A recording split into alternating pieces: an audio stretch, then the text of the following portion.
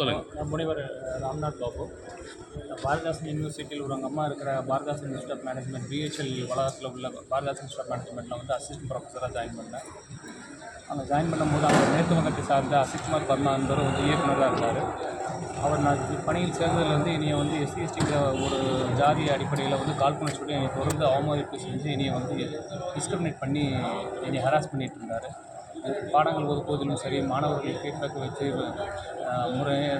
மிரட்டி கம்ப்ளைண்ட் வாங்குவதிலும் என்னை வந்து தொடர்ந்து என்னை வந்து அவமதிப்பு செய்து வந்து என்னை திறம்பட பணி செய்ய விடாமல் என்னை தொடர்ந்து தொந்தரவு செய்து வந்திருந்தார்.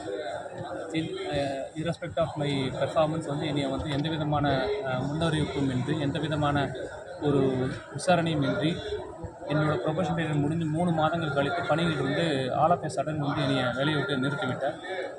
இதனால் என்னோடய வாழ்வாதாரம் பாதிக்கப்பட்டிருக்கிறது. எனக்கு வந்து என்னோடய பணியிடத்தில் நடந்த சார்ந்த வன்கொடுமை சம்பந்தமான இதை வந்து விசாரணை செய்து உரிய நடவடிக்கை எடுக்க வேண்டும் என்று மாவட்ட ஆட்சித்தலைவரை பார்த்து என்று புகார் கொடுத்து வந்தோம். மீண்டும் வேலைக்கு எடுத்துன்னு சொல்லி இது முழுமையாக விசாரணை செய்து இனி மீண்டும் பணியில் அமர்த்த உரிய நடவடிக்கை எடுத்து